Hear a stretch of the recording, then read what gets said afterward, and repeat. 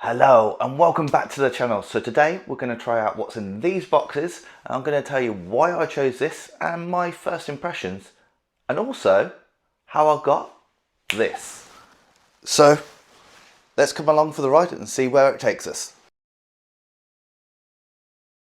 So I do have timestamps down below in the descriptions to let you know which bits you want to skip, but this bit I'm just going to explain why I've gone for a Logitech DD Pro steering wheel rather than the other options out there. So I have been using a Logitech G29 wheel, pedals and shifter for the last 5 years. It's done me proud.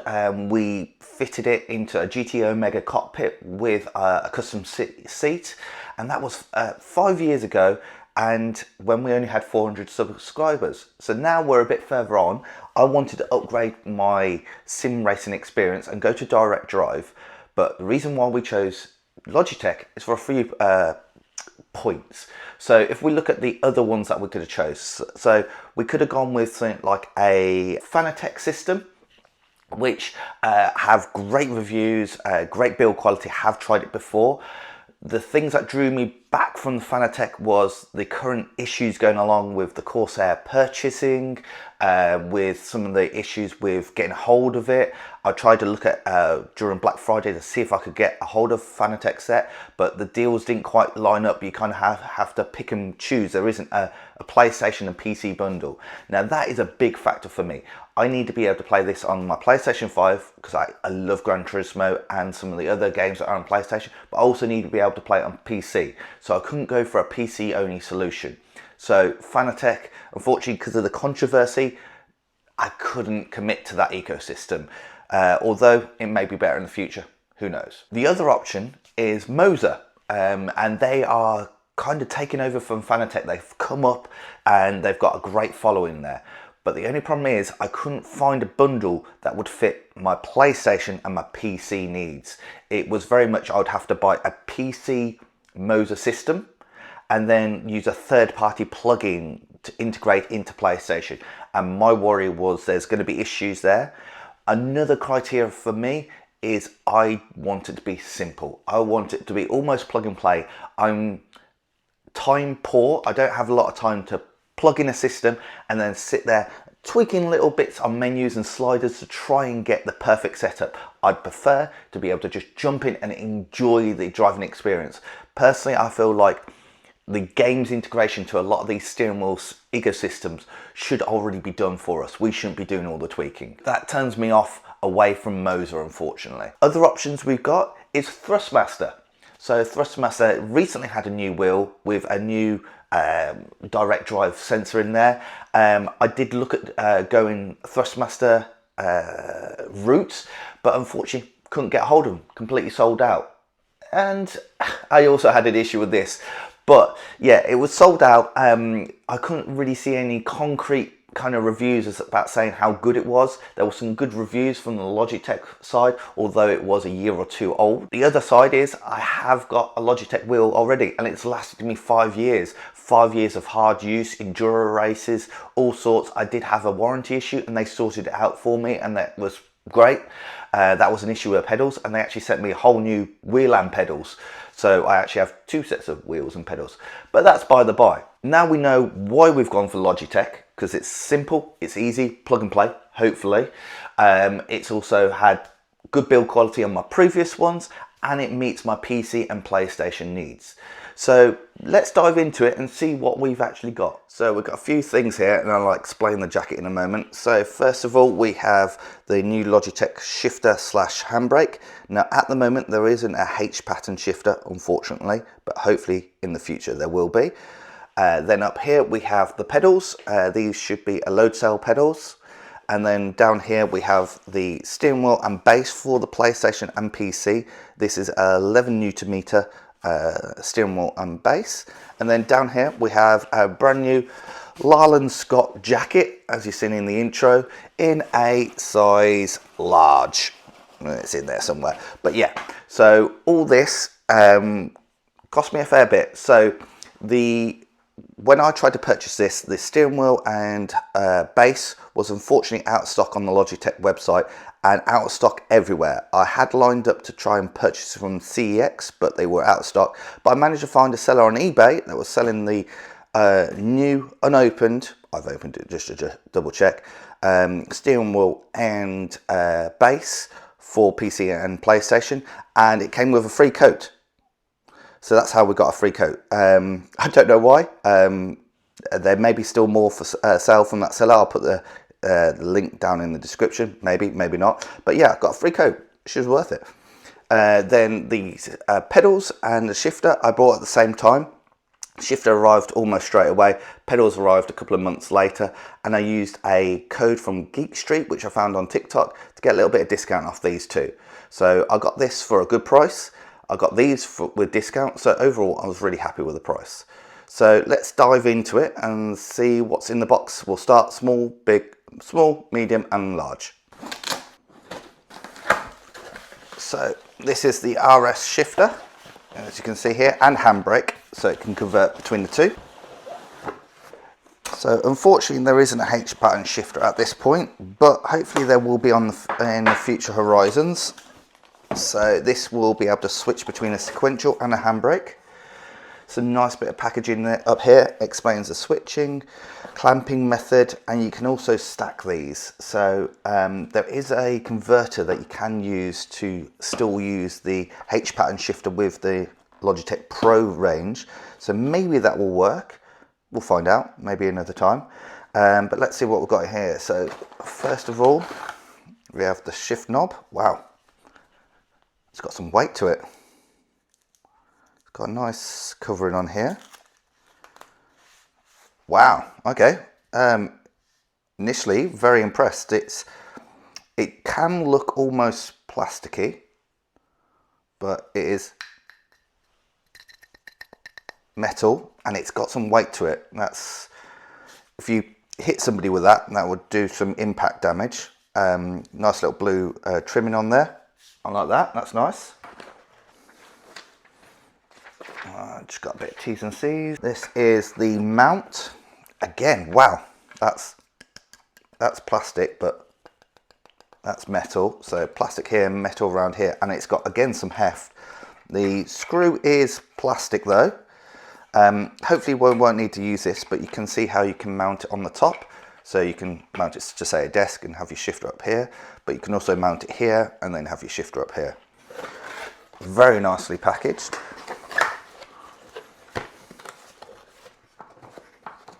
I think that box is empty yet. Right, so we'll put that to one side, and this is the actual shifter, nicely wrapped. There we go. You can see down here, this is the little switch to go between sequential, handbrake on and off, and handbrake with potentiometer. So like it will get lock up harder the more you pull it. So that's quite nice. Mounting holes on the back here look pretty standard, 6 of them, and then 6 of them on the bottom, and then just a USB-A cable on there. Personally, I prefer USB-A to USB-C. I know that might be controversial. Little sticker on here saying when you stick it in, don't put your fingers in it or it might hurt. So let's build it. Peel this off. You can actually see there are 2 holes on the inside there. It's a bit tricky to see, but you can see there's a blue one and then a black one at the top, and that's for the different versions. So I assume blue is for sequential, black will be for handbrake.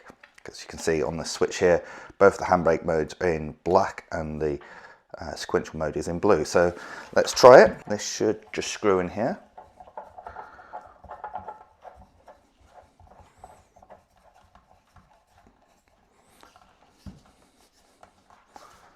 There you go, and oh, okay. It's gonna need some force, yeah. I'm holding it, so the mount's gonna have to be strong. Definitely gonna need to be using those 6 bolts. Let's unscrew it and we'll pop it in the handbrake mode. There is a little rubber O-ring down here, which means once it's in, it's not gonna come out easily, so that's good. It's now handbrake mode. Oh God, yeah, got some good resistance on there. And comes back. yeah, kind of does what it says on the tin. Nice solution.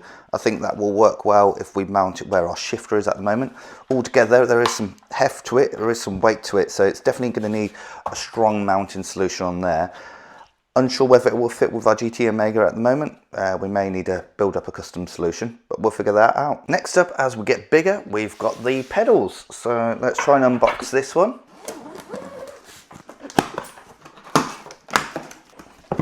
Okay, so we've got some nice branding on the top. It's upside down for you, I'll flip it around, but that's play to win, not pay to win. So that should be the Pro pedals. Another thing that I did really ideally want was a clutch pedal. I didn't want to go for a 2-pedal system, just because I do enjoy the authenticity of clutch shifting. It should have a low tail brake pedal. I've only ever tried a low tail brake pedal once before, and that's using a friend's Fanatec.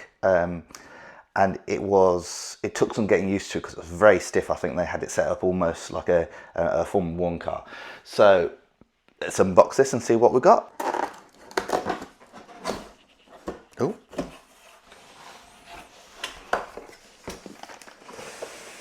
Oh, okay. The unboxing has been thought about. It comes out almost like a little tray. What do we have here? A little box with some logos on it. It's a McLaren Logitech challenge card. It looks like this is the cable here. Interestingly enough, it is mini USB. Not a great fan of that, but some interference blocks on there.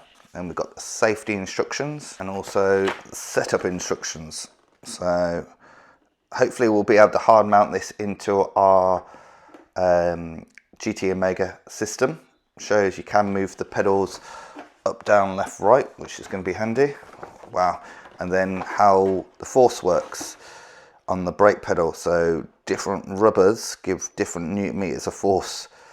Okay, I'm going to have to figure this out. We'll see if we can find a happy medium. What I want is initially some movement and then it stiffen up. I don't want it super stiff straight away. Other side, we have another little box. It's actually 2 little boxes, I think, in here. Okay, so we have actual different springs. So we have a brown spring, got a little brown tag at the top. That's pretty stiff. This one's the white spring. That's definitely a lot looser. There's space for 2 more springs, but we don't have those. I assume they never entered production. Future me here, and that little empty 2 slots are actually for the springs that are in the clutch and the accelerator. So we're not actually missing anything there. And then we actually have the polymer bits there and some grease and then an actual Allen key to do the work. Let's fill these ones. So the brown one. Oh, that's basically solid. The yellow one. Still a bit solid, but definitely movable. And then this peachy kind of coloured one. That's moves, but it's not as elastic as the other ones, so I'll have to figure this out. Packaging overall really nice. So these are the pedals in their default configuration. Oh, there's quite a bit of weight to those. Definitely quite a bit of weight to them. They feel a lot more solid than the G29 wheels. These are actually metal. Oh. Okay, so the clutch doesn't really have a bite point of clutch, but I think it's tricky to do. But the brake pedal has initial some go, and then it does get harder. Underneath, oh wow, so underneath you can see there are actually measurement parts, so you can actually precisely align them. And you can see each wheel is actually connected separately and all labelled separately. So potentially, if there is an issue with one pedal, it doesn't mean replacing them all. You can take those out, and it also would mean that you could go to a 2-pedal setup or move them left to right, switch them out as well. Accelerator has some good force to it, not too much, and it does say on here it's a 100 kilo load cell, so I don't know what's in there at the moment, but it feels all right. Probably have to tune it over the next few weeks and months. Hopefully you'll join us online and we'll do some streaming and hopefully put these to the test. So changing the springs and dampers on the Logitech Pro wheels is dead simple. So it's literally, you just pull up here and it slides out, and then this all comes off.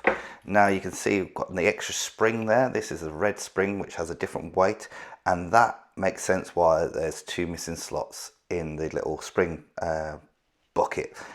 Literally, you pop your small little rubberized bits onto here, that goes on there, and then you can literally just, maybe a little bit of grease, you can pop that on there, pull back, and then it goes against there and locks into place. So that is really easy way of doing it. There's no disassembly on there. And with the load cell, literally you pull it out the same, and then it should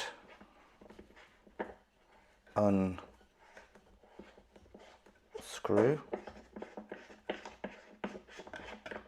There we go. You can see there's already a polymer in there, so you can change that out as well, and different combinations. Let's go on to the steering wheel and hub. Okay, so this is the final bit and the heaviest bit, that's for sure. So I've already opened this just to check that I had the right product, because I did order it on eBay. Logitech branding, PlayStation branding there, and it was sealed, so I was happy to wait until a video. So let's slide this over. There we go. So this was completely out of stock everywhere for PlayStation. You could get the hub and the steering wheel and the base separately around about January this year, but it looks like, checking on the website, it is back in stock now, so you can purchase this. There are some discounts codes available. I did use a Geek Street one there, so thank you to him. So interesting, this box is PlayStation blue, whereas all the other ones were black. I suppose they are usable on all the platforms. Usual information there. Oh, and another referral to the McLaren combination. So McLaren are sponsored by Logitech. So far, really enjoying the unboxing experience. A massive just plate here. Oh wow, okay, there's some info on the back here. So we should have the wheel, the base, cables, the clamp, power supply and plug. It's just saying about do's and don'ts of connecting it. There's a PlayStation 4, a PlayStation 5 mode, and a PC mode, so we'll have to switch between those. How the quick release works as well, and how to plumb it all in, and how to power it off. So we'll start with the small box over in this corner. And this, okay, so we've got some Logitech stickers, or sticker, and the safety information. Looks like this is a more expensive product than the Logitech G29 wheel, so, and it looks like they spent a bit more on the customer experience here. This should be the actual wheel. Yeah, there we go. Comes with a nice Logitech wheel cover. There we go, and it's got some weight to it. Nice leather feeling across there. Magnetic shifters. Give you a quick click. Positive click, maybe not as good as say what we've got on the Zestec wheel in the GR Yaris, but also does have clutch paddles here, so that's handy. 2 clutch paddles on the back, which I'm really happy with, because that allows us to do stage starts. Button wise, this looks like this almost wants to be turned around a little bit. It's kind of, but I think that's how it's meant to be. Buttons are clicky. But they don't have much travel, which I quite like, which means they feel more sturdy. These rotaries do have a subtle sound. So overall, first impressions, pretty good. It's a nice weight, not too heavy, not too light. I don't believe this wheel will come off, but it may do, because there's some bolts around the centre and some on the back. You can also, I believe, take these paddles off if you want to. There's the quick release, should just be, oh, and there you go, and it locks into place, and then when you put it on, this collar will slide forward. So overall, very impressed with the build quality. Feels nice and weighty. What do we have next up? Let's move this out of the way. Okay, it looks like that's the base. Do have a box over here. What do we have in here? So, oh, interestingly enough, we have a UK plug and a European plug, so we won't be needing that one. We'll just be using this one. And then we've got a power supply brick. Now there is a power supply brick on the G29, but this is a lot bigger and it goes into a round barrel connector. So we'll have to find somewhere to mount this. And then inside here we've got the cable with, again, micro USB. Not a massive fan of that, but USB-A on this side. Would I prefer micro USB or USB-C? Yeah, it's a tough choice. I'm not a fan of USB-C, but maybe USB-C over micro. I'll pop that back in there because we won't need that. And now we have the base. And again, in a nice little bag. I think that's everything.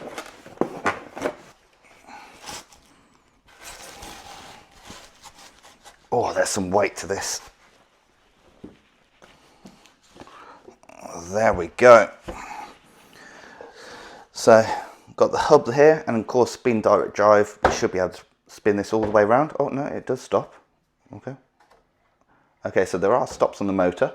Okay, so that's interesting. Didn't know that. I thought it just spinned endlessly. It is quite a big unit. There are a couple of little cutouts down the bottom here. It's got some weight. Little display on the top there. Start button. Round the back we have True Force, which I've heard a lot of people say some good things about, and then we've got the plugins down here, so we'll take this off in a bit, but micro USB and then 3 USB-A's, and I suppose those for pedals, shifter and shifter. Mounting points on the bottom there, so you can see we've got 3 big mounting points, but we do have these little overhangs which are alluded to in the instructions that we have to make sure there is enough space for those, I believe. So hopefully this mounts up to the GT Omega base. If it doesn't, then we're kind of in trouble and we're going to have to upgrade that as well. So now we've unboxed all this, I am going to go and do a little bit of racing on a few of my favourite sim titles with the old setup. I'll bring you along for the ride just to get my impressions, and then we'll get this setup built up and we'll see how it compares. So you will see this in the next video. So I didn't expect the unboxing and first impressions to take so long, and the video became quite long. So you will see me trying out the old G29 and doing a back-to-back comparison with the new Logitech Pro wheel and my impressions in the next video. There we go, we've unboxed all this, got to look nice and close at some of the details, and I have to say the unboxing experience felt great as a customer. Remember, there's no promotion here. I paid full retail price, or tried to find a bargain at least. Yes, the unboxing experience has definitely been thought about a lot more than the Logitech G29. Now you are spending a lot more money, so that is kind of be a given, but some of these things can be just slapped in there, and when you are spending a lot of money, it's nice to feel a bit special about it. So unfortunately, we're not going to play with this straight away. What I'm going to do is I'm going to jump it into a few sims, get a baseline idea of how the G29 feels, just so it's fresh in the mind, and then we'll set it up.